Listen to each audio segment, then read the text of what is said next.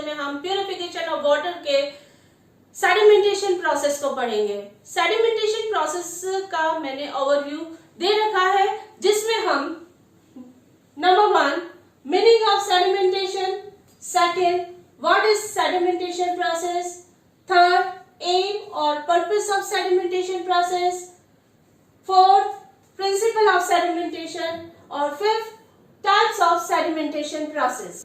Let's start our topic sedimentation. सबसे पहले meaning of sedimentation को पढ़ेंगे। मीनिंग ऑफ सेडिमेंटेशन में डिक्शनरी मीनिंग है एक्यूमुलेशन या डिपोजिशन ऑफ सेडिमेंट्स। इसका मतलब यह है कि सेडिमेंट्स क्या हो जाते हैं, एक्यूमुलेट इकट्ठे हो जाते हैं या डिपॉजिट हो जाते हैं, वो कहलाता है सेडिमेंटेशन। तो dictionary meaning of sedimentation is the deposition और accumulation of sedimentation. Another meaning of sedimentation is gravitational accumulation of solid at the bottom of a fluid. इसका मतलब है कि ग्रेविटेशनल फोर्स की वजह से जो सॉलिड एक्यूमुलेट हो जाते हैं बॉटम पर, वो कहलाता है आपका सेडिमेंटेशन। नेक्स्ट हमारा है what is sedimentation process. Sedimentation process क्या है? Sedimentation or clarification is the process of letting suspended material settle by gravity. इसका मतलब है कि suspended material gravity की वजह से settle हो जाते हैं, वो कहलाता है आपका sedimentation process या clarification process कहलाता है। अब suspended material कौन कौन से हैं? Suspended material में भी clay, slate, sand, mud, gravel, colloidal particle etc.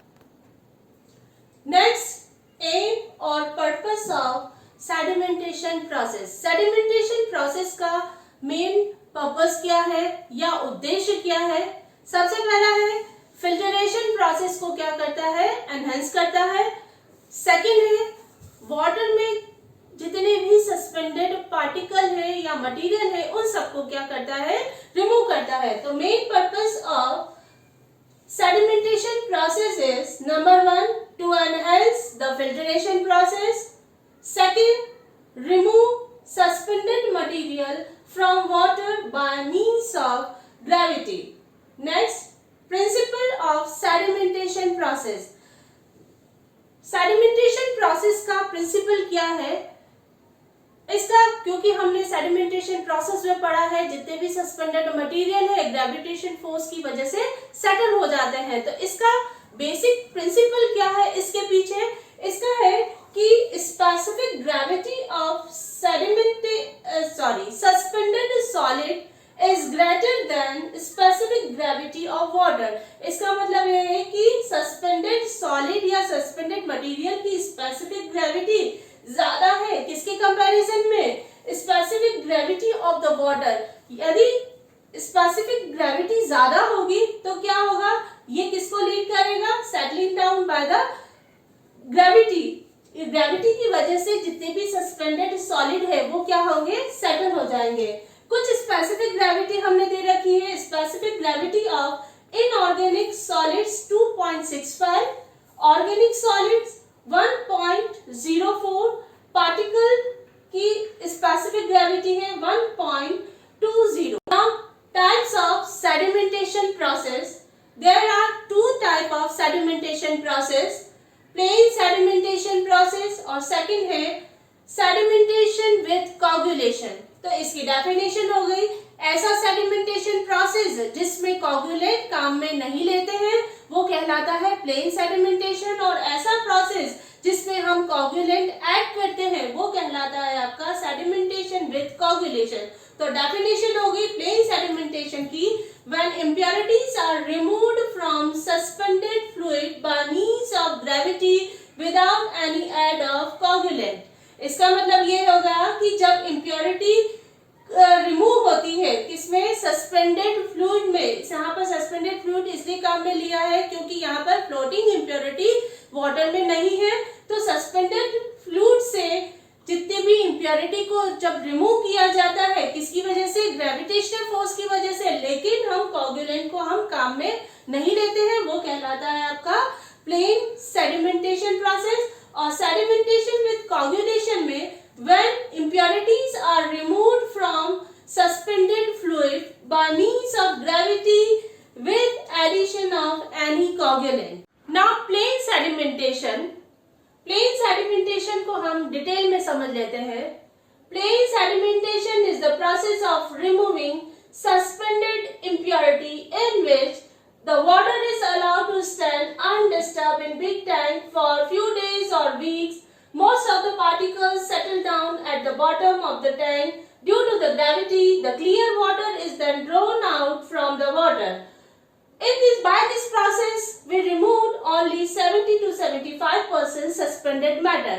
इसका मतलब ये है कि प्लेन सेडिमेंटेशन एक ऐसा प्रोसेस है जिसमें हम सस्पेंडेड इम्प्योरिटी को रिमूव करते हैं. कैसे रिमूव करते हैं? वाटर को जब हम बिग टैंक में अनडिस्टर्ब कंडीशन में रखते हैं, कब तक के लिए? फॉर फ्यू डेज और फॉर फ्यू वीक जब तक रखते हैं, तो ज्यादातर सस्पेंडेड पार्टिकल क्या होंगे? सेटल डाउन हो जाएंगे. कितना परसेंट? 70 to 75% सस्पेंडेड पार्टिकल को इस प्रोसेस से हम क्या करते हैं? रिमूव करते हैं. और जो क्लियर वाटर हमें ऑब्टेन होता है, हम उसको क्या करते हैं? ड्रॉन आउट करते हैं. ये कहलाता है आपका plain sedimentation process. Plain sedimentation process is carried out in rectangle tank.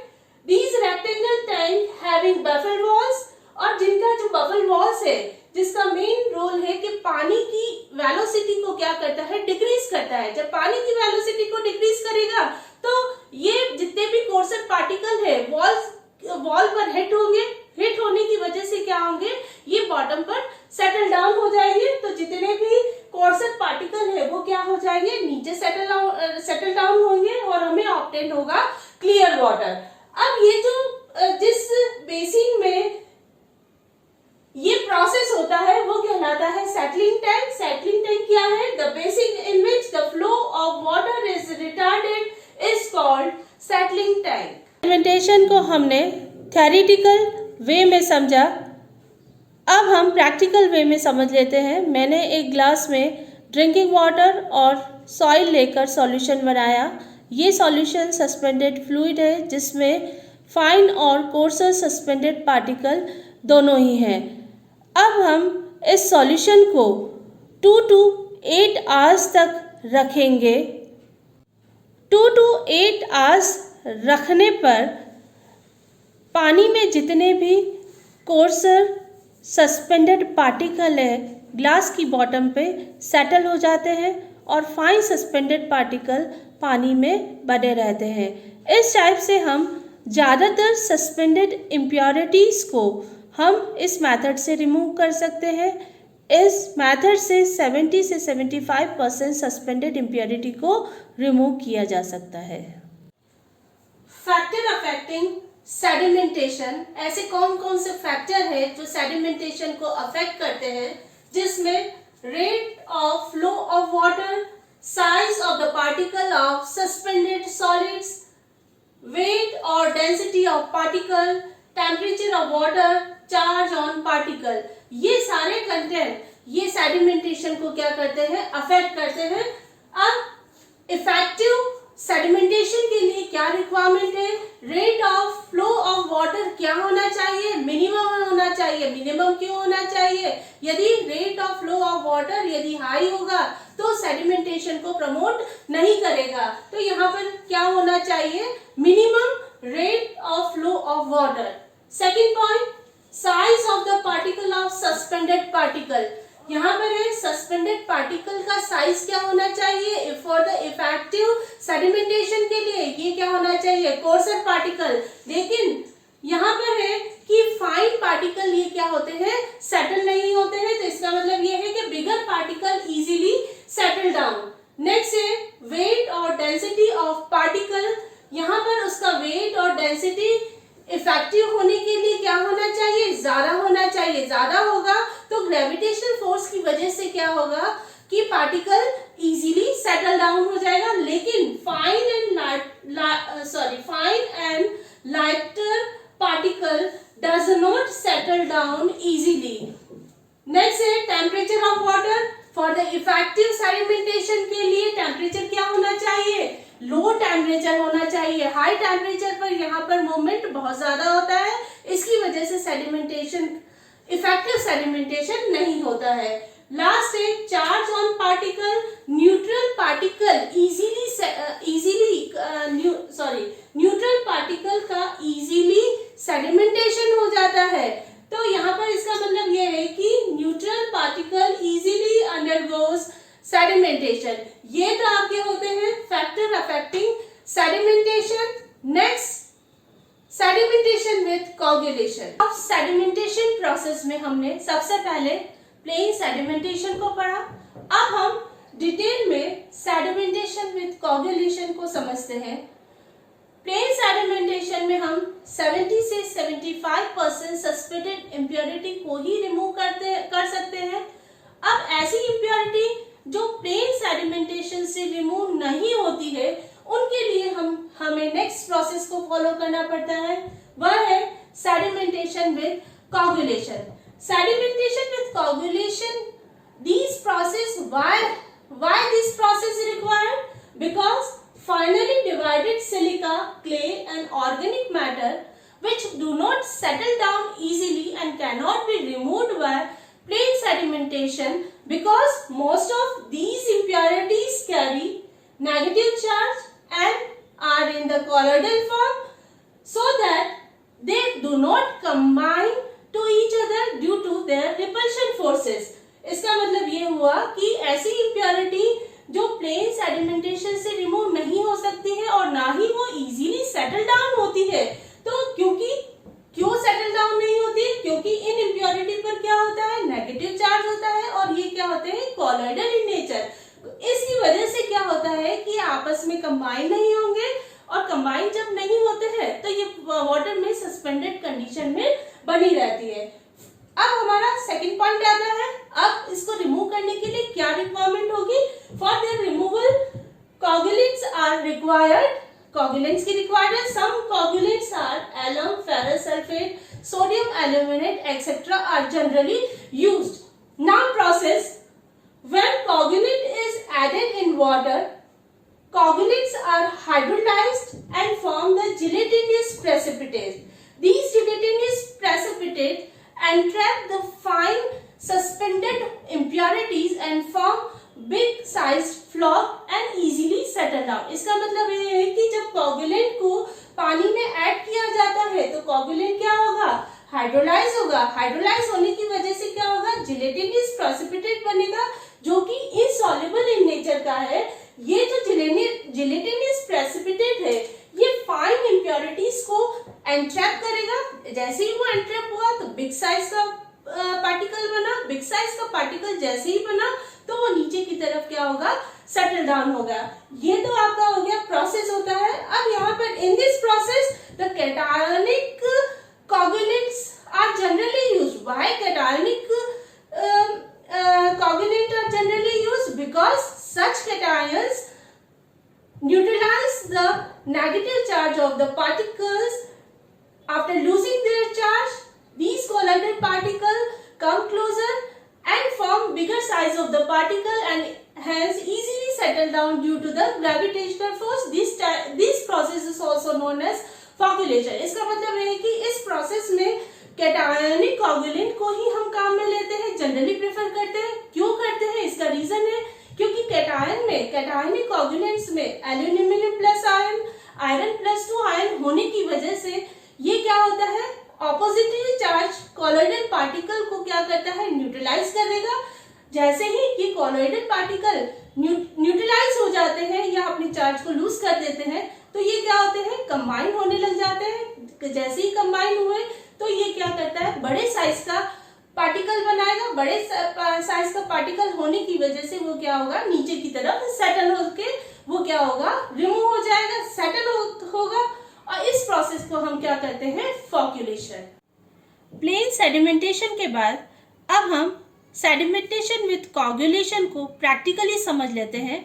ऐसी इम्प्योरिटी जो प्लेन सेडिमेंटेशन से रिमूव नहीं होती है उसके लिए हम सेडिमेंटेशन विद कोगुलेशन प्रोसेस को हम काम में लेते हैं, जिसमें जितनी भी सस्पेंडेड इम्प्योरिटी है such as finely divided silica, clay, organic matter, ये सारे इस प्रोसेस से क्या होते हैं, रिमूव हो जाते हैं। ये आपका हो गया सस्पेंडेड, फाइन सस्पेंडेड पार्टिकल का जो सॉल्यूशन है। अब हम इसमें एलम, ये एलम है, जनरली घर पे क्या होता है, एलम अवेलेबल होता है। तो एलम को हम वाटर में इस टाइप से रोटेट करेंगे। रोटेट करने के बाद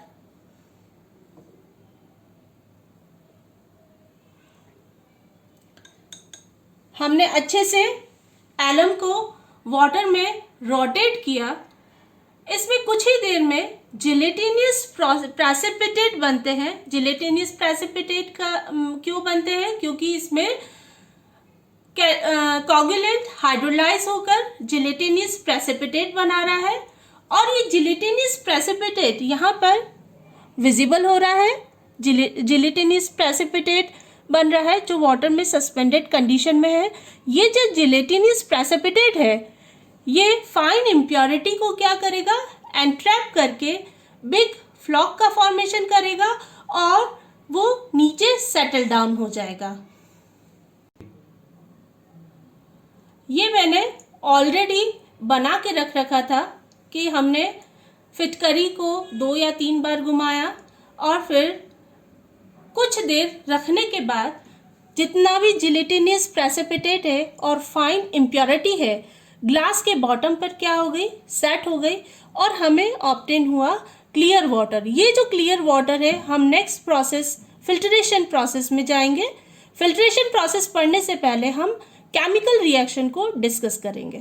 commonly used coagulants and it's reaction. सबसे पहले हम एलम लेंगे। एलम को हिंदी में फिटकरी कहते हैं। एलम जब पानी के साथ रिएक्ट करता है, ये तभी रिएक्ट करता है, इसकी 2 कंडीशन है। पानी क्या होना चाहिए, नंबर 1 एल्कलाइन और दूसरा है पीएच रेंज 6.5 से लेकर 8.5 रेंज के बीच में होना चाहिए।